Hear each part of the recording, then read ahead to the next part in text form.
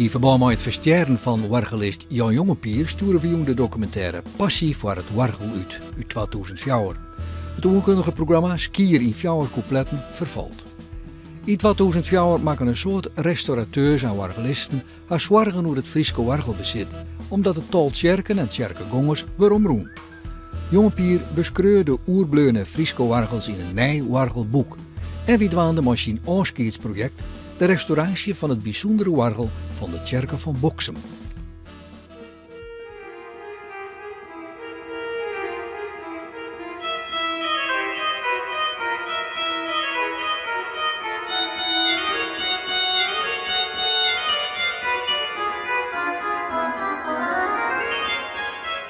Het orgel is in de kerk terechtgekomen, niet in eerste instantie om de kerkdienst te begeleiden, want dat was er toen nog niet. Maar toen in de middeleeuwen grote orgels in kerken werden opgesteld, was dat gewoon een speeltuig tot verbazing van het volk. Van moet je eens kijken, we kunnen iets bouwen, dat is 10 meter hoog en er komt ook nog geluid uit. En één mannetje die zit achter een paar plankjes die je neer kan drukken en dan komt er geluid uit. Nou, dat is een verbazingwekkend speeltuig.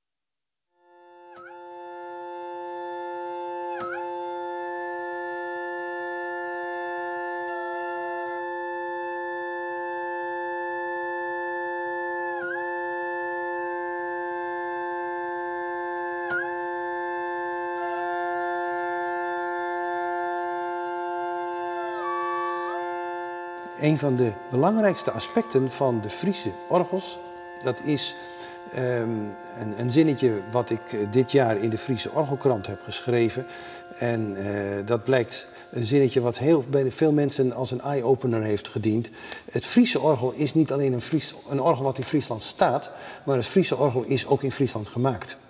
En dat is een cultureel aspect van deze provincie wat ontzettend waardevol is. De Friese orgelmakerij is een zeer productieve geweest en heeft ook een heel eigen gezicht geweest. De orgels van deze opzet en met dit uiterlijk zijn typisch Fries. Ze komen in andere provincies niet voor, zou je kunnen zeggen. En die Friese orgels die hebben vooral in de 19e eeuw, vanaf niet alleen de 19e, late 18e eeuw, is dat een leven begonnen waarbij ze over bijna alle provincies van Nederland zijn uitgezwermd. Er is een enorme productie ontstaan. Er waren in Leeuwarden in de 19e eeuw vanaf 1880 4 bedrijven die orgels maakten. Dat is ongehoord eigenlijk voor een vrij kleine provinciehoofdstad. En die hebben zo ontzettend veel orgels gemaakt, zodat er bijvoorbeeld op dit moment in Friesland net zoveel Van Dam-orgels staan als buiten Friesland.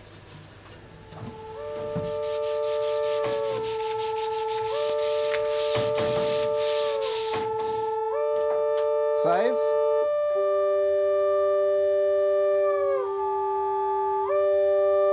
De 4 nog een keer. Ja, octaaf. Oké.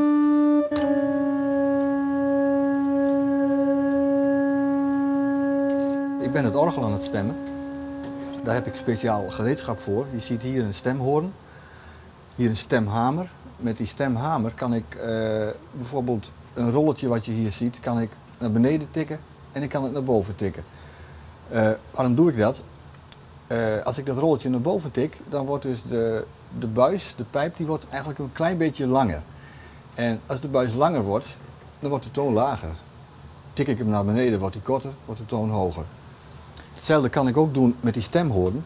Als ik bijvoorbeeld die stemhoorn in de bovenkant van die pijp druk, dan wrijf ik hem een klein beetje uit. We kunnen dit ook wel horen. Wil je hem even indrukken? Ja, doe die 4e maar even bij.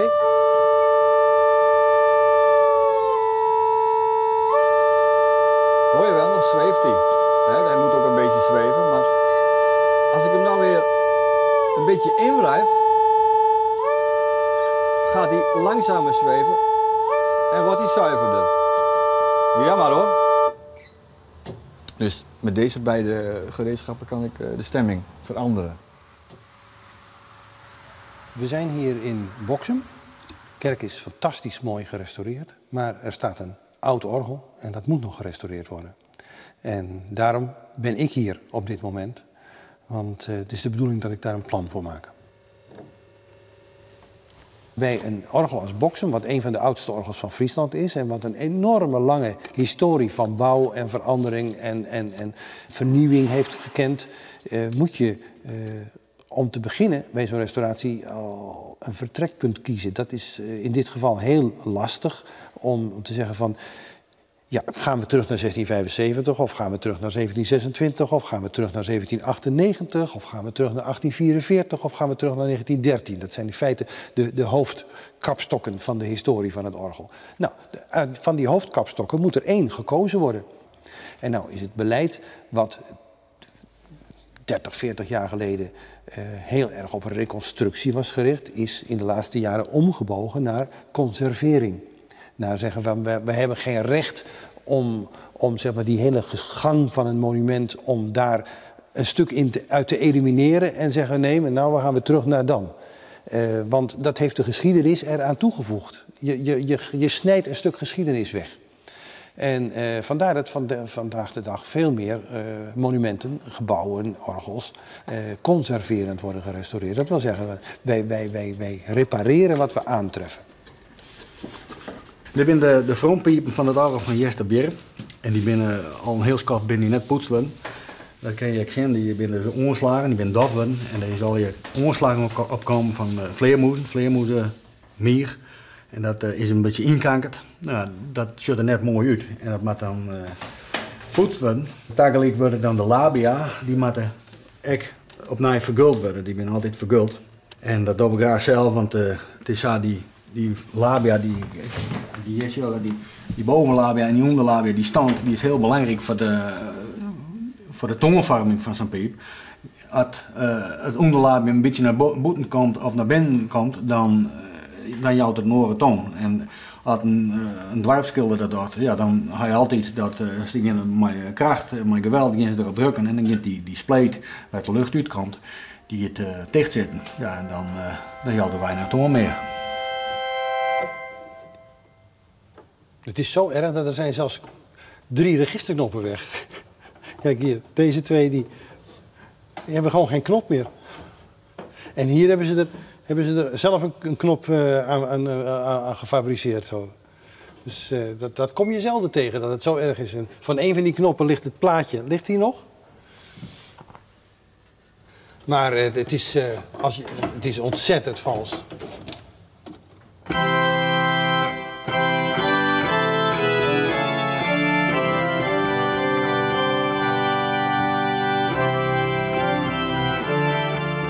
Een orgel slijt altijd. Het orgel heeft altijd onderhoud nodig, jaarlijks. En dat is ook altijd gebeurd. Maar in de 20e eeuw is daar een andere factor bijgekomen, namelijk de kerkverwarming.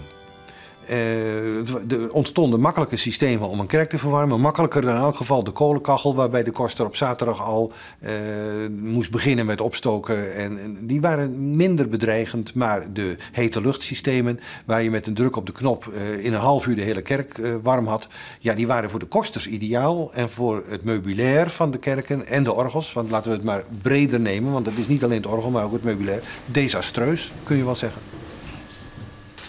Meestal leidt het dus dan onderwinladen. Lek.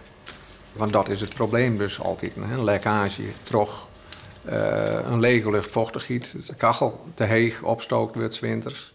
Begint het hout al een keer te krimpen. Kan je het zien. Dus overal stukjes hout met ertussen zetten om de kanalen weer tegen te mijten. Want wat doet die wienlader, krijgt? Die wienlader houdt, vanuit de wienlader krijgt iedere piep in het orgel op het juiste moment zijn wien, zijn lucht. Als je een toets indrukken, dan saffelen verder in het orgel, in het instrument. Loop je dus uiteindelijk via een heel groot regeerwerk eigenlijk, heel lang traject.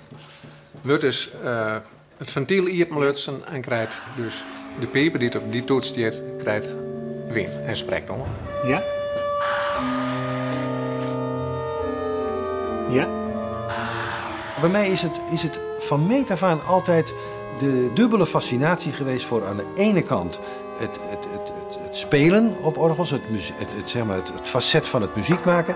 En van heel vroeg aan dus ook van hoe zit het in elkaar en waarom is het zo gemaakt en welke orgelbouwer heeft dat orgel gebouwd, uit welk jaar is dat, et cetera. Dus ook zeg maar, de historisch-technische kant van het instrument. En wat de basis geworden is onder mijn werk als auteur en vooral mijn werk als orgeladviseur. En ik weet van meet af aan dat ik ook als kind van een jaar of 8, 9... als er boekjes over orgels uitkwamen, dan zette ik dat op mijn verlanglijstje voor Sinterklaas. En dan, dat boekje moest ik hebben. En dat leerde ik dan min of meer uit mijn hoofd. En zo begon dat. En ik heb zelfs nog een schoolschriftje uit dat ik een jaar of 10 was. En denk ik, nou, zo'n boekje is natuurlijk wel leuk, maar zelf zo'n boekje schrijven is nog leuker.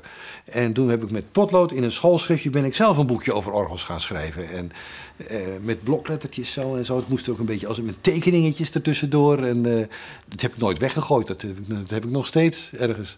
Dus ja, dat is iets. Ja, dat zit daarin. Dat moest eruit. Op een of andere manier. Ben je dit krijg voor? Wat doe je hem nou? Nou, ik test nou dus dat deze gat is dicht. En dan test ik dus dat hier dus valse lucht uitkomt. We kennen wel van u dat het zonder meer allemaal goed is, maar daar is de piepen er al op staan, dan maak je de hele boel weer uit elkaar halen. Dus ik kan beter nou even testen. Ja? Nee, je bent terug, ja? Er moet lucht in de pijp komen. Ja. Maar als ik nou dit doe, dan hoor je niks. Er zit namelijk onder die rij pijpen, onder dat register, zit een hele lange lat. Zoveel pijpen als er zijn, zo lang is die lat ook. En de gaatjes van die pijpen die corresponderen met de gaatjes die in die lat zitten. Als ik nou deze knop indruk, dan is het gaatje van die lat zit niet onder het gat van de pijp. Dan trek ik hem open, dan komt het gaatje precies onder. En dan stroomt de lucht de pijp in. Dan doet hij het. En het pedaal, die doet dat ook. Moet ik natuurlijk wel weer eerst het register opentrekken. Kijk, deze knoppen die zijn voor het pedaalregister, voor het pedaal. Dan kan ik ook nog het pedaal koppelen aan het hoofdwerk. Als ik dan een pedaaltoets indruk, dan gaat er ook een toets mee. Dan heb ik dus nog meer geluid. Zo kan ik ook weer het hoofdwerk koppelen aan het bovenwerk.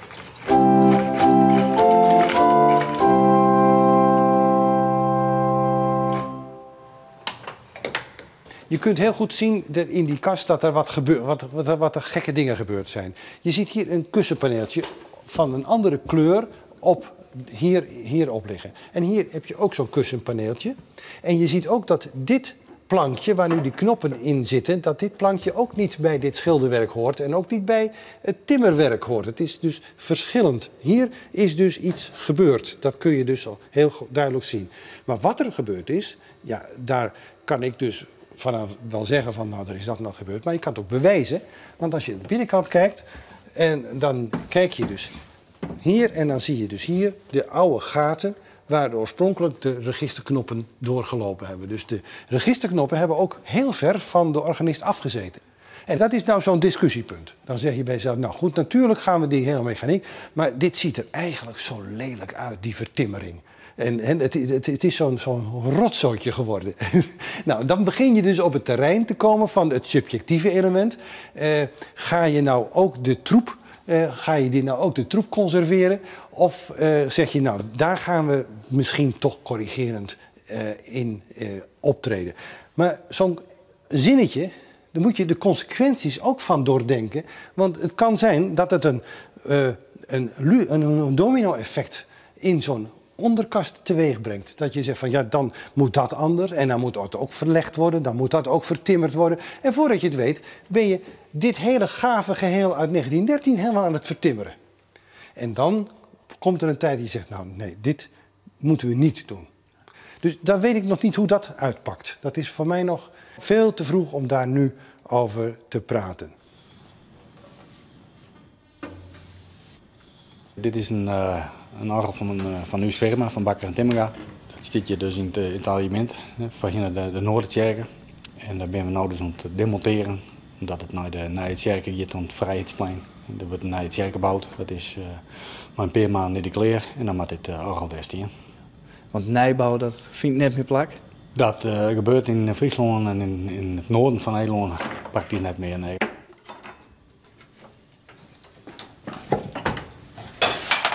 Zorgelijk is vooral wat er met de orgels gaat gebeuren als kerken gesloten worden. En dat is natuurlijk in het kader van de protestantse kerk in Nederland, met de samenvoeging van kerken, is dat aan de orde van de dag. En er zullen in de komende 25 jaar ook veel kerken dichtgaan. Dat is al gebeurd, dat proces is al ingezet. Maar het proces zal, naar mijn verwachting, alleen maar sneller gaan. En als er dan mooie en zeg maar voor de provincie echt betekenisvolle orgels zijn, ja, die kun je niet zomaar ergens weer onder dak brengen. Dus er zal ook behoorlijk op gepast moeten worden. Dat vind ik wel zorgelijk, om er een plek voor te vinden en om te zorgen dat weer een functie krijgt. En we zullen onder ogen moeten zien dat dat niet allemaal in Friesland kan. Dus zeg maar, dat gezin van die 350 orgels, dat zal voor een deel toch uitwaaien en op verschillende andere plekken terechtkomen. Dus dat vind ik wel jammer.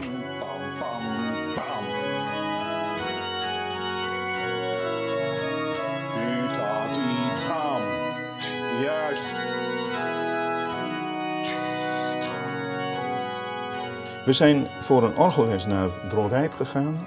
Dit is een van de belangrijkste orgels in Friesland. Het is een instrument uit 1653. Dat is dus echt oud. En er zijn instrumenten die later veranderd zijn. Dat is hier ook gebeurd, maar die veranderingen zijn bij de laatste restauratie ongedaan gemaakt. Dus we hebben nu echt een orgel uit 1653. En het is van de beroemde orgelbouwersfamilie Bader. Van Bader is niet zoveel meer. Er zijn dingen afgebroken, er zijn dingen verbrand. Maar hier hebben we dan echt Bader en dat is van meer dan Friese uitstraling.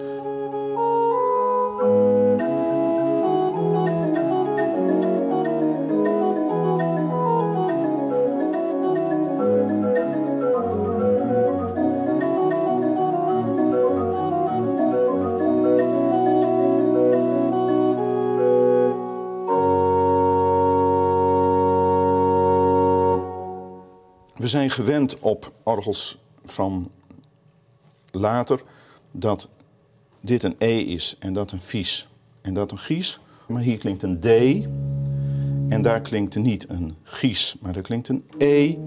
En daar klinkt niet een E, maar daar klinkt een C. En dat betekent dat je lage bastonen wat dichter bij het midden liggen. En dat betekent dus dat je grotere grepen kunt spelen. Grotere akkoorden kunt spelen nog in één hand. En dat is heel belangrijk voor de muziek die voor dit soort orgels gemaakt is. En dat kan alleen nog hier? Dat kan in Friesland alleen hier. Kijk, wat je hier zegt, die is helemaal verkreukeld. Die heeft zo vaak dus met stemmen een kop op en dat is te zwak hier geweest. En die is dus helemaal die verkreukeld. En ja, dat zal toch een keer gerestaureerd moeten worden. Hoe dan ook. Maar dat is wel een heel mooi oud pijpje. Dan heb je wel een stuk van 300 jaar orgelgeschiedenis in je handen. Het is fantastisch gewoon. En dan krijg je hier pijpjes van 1913. En krijg je hier pijpjes, daar zie je dan oppervlakkig nauwelijks verschil.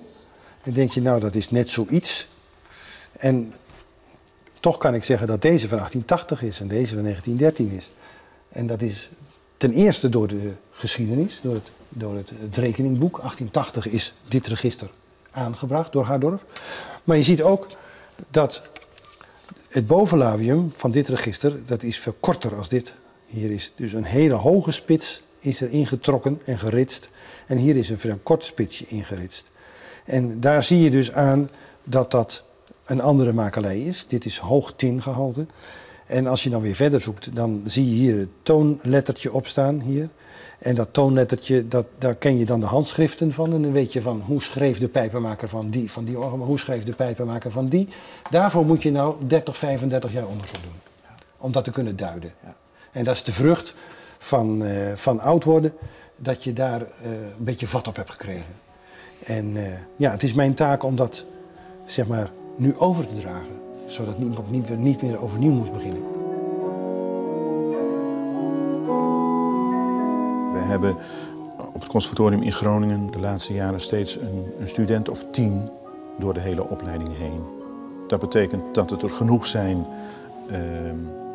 om van een groep te kunnen spreken waar mensen elkaar inspireren en elkaar meenemen. Het betekent ook dat het er weinig genoeg zijn om aandacht te kunnen hebben voor de individualiteit van mensen. Ik ben daar heel tevreden over. Ik vind het gewoon een prachtig instrument. En hele grote akkoorden en toch in je eentje, zeg maar. Een orkest kan heel veel muziek maken en ook heel luid. Maar ja, dat kan een organist kan dat ook, maar die is alleen. Je kunt heel veel verschillende geluiden imiteren. Je kunt heel zacht spelen, je kunt heel hard spelen, je kunt hard en zacht samenspelen. Je kunt meerdere instrumenten tegelijk spelen. En het is bijna een hele doos vol allemaal instrumenten. Alles zit er bijna in. Het is zeg maar de koning van de instrumenten. Dus om dat alleen te bespelen, dat spreekt me denk ik het meest aan. Je kunt proberen of je ook modernere geluiden aan zo'n orgel kunt ontlokken.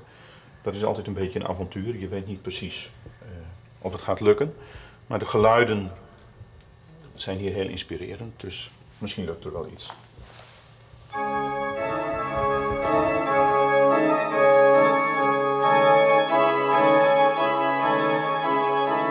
Er zijn stromingen in de kerk die zeggen van we moeten dat orgel maar niet gebruiken, want we kunnen dat beter met een gitaar of met een piano doen of iets dergelijks. En nou ja, dat zal dan wel een keer gebeuren. Niet dat ik een tegenstander ben van het gebruik van andere muziekinstrumenten in kerkdiensten. Ik wil laat kinderen die een muziekinstrument kunnen bespelen alsjeblieft iets doen. En laat ze maar wat doen. Maar ja, vanuit de predikanten is er wel een stroming van gezelliger met een piano en een gitaar en zo. Dat vind ik ook wel een bedreiging. Maar ja, dan zullen we wel zien hoe dat afloopt. Ik denk ook dat onze wervende activiteiten voor het orgel, dat je die een beetje los moet gaan zien van kerk. Dus excursies, concerten met uitleg, publicaties. Dat zijn denk ik de dingen waar we ons vooral op moeten richten op het ogenblik.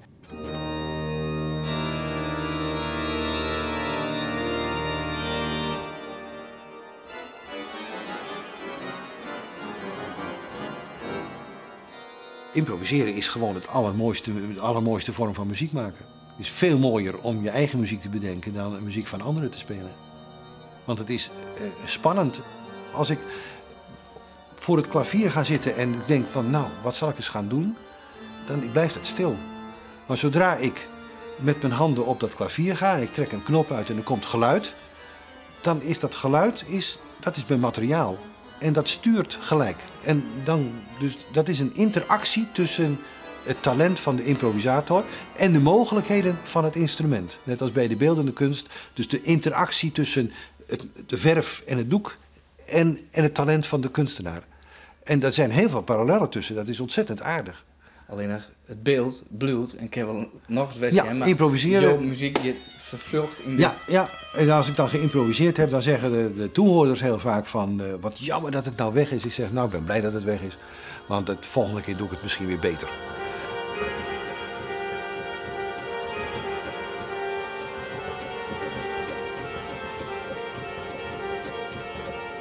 Een liedje stap verder is door componeren. Ja, en dat is een heel ander proces. Een componeren is een veel cerebraler proces. Dan overweeg je gewoon. Dan bouw je langzamerhand een bouwwerk op. En daar zit de overweging. Bij het improviseren heb je geen tijd voor overweging. En dat is ook de bedreiging als de improvisator zijn improvisatie terughoort. Dan denk je bij elke noot, daar had beter die op kunnen volgen. Of daar had ik beter dat kunnen doen. En dat is vreselijk gewoon. Dus daar ben ik ook niet in geïnteresseerd. En er zijn dus een aantal improvisaties wel op cd's terechtgekomen.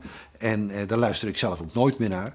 Maar andere mensen genieten daar wel van en zo. Maar ja, daar moet je niet al te vaak gebeuren, vind ik. Want het is de kunst van het moment.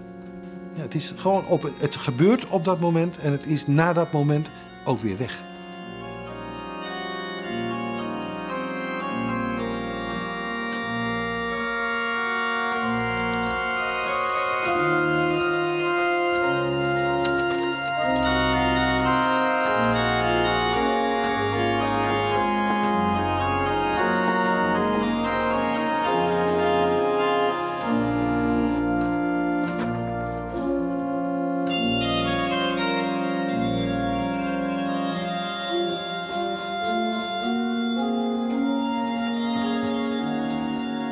Op de min denk ik dat het vak van u uitstaat.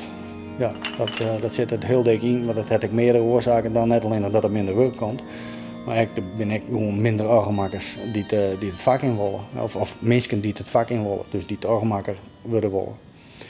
En er is ook net een echte goede opleiding voor. We hadden met alle orgelmakers tezamen hebben wel een soort basisopleiding. Maar ja, dan ben je nog geen allround orgelmaker. Dus ja, en daarbij komt, ik ben zelf ook wel een personeel uitwest en nog steeds. En dat is heel moeilijk. Er komen steeds minder jongens die het animo hebben voor zulks.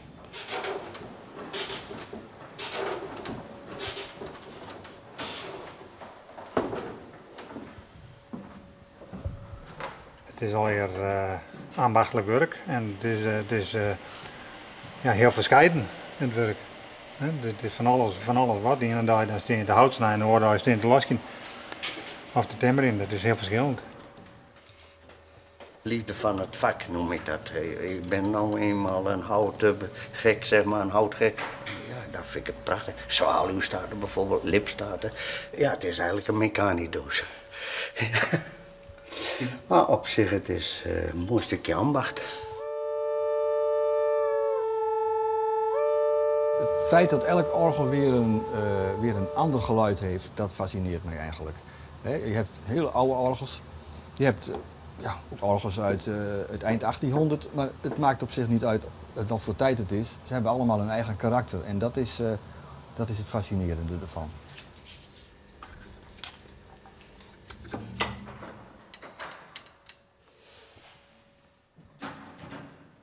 De kunst van het werk, geduld. Dat is het kunst, dat denk ik. Je moet er zeker geduld voor hebben. Want ja, je moet kwaliteit leveren. Het moet goed wezen. Als je kijkt naar dat is een wienlader die is in, wat zei ik nou, 1890 eerder maken. Nou, dat is 100 en zo'n jaar lien. En dit is de eerste keer dat er een dijljacht was shot. Bij dezelfde firma eigenlijk nog eens een keer. En ja, het moet in ieder geval voor een hele lange periode maar het weer goed spelen. Die komt niet. Die is ook niet thuis. Ook niet thuis. En zo gaat het maar door.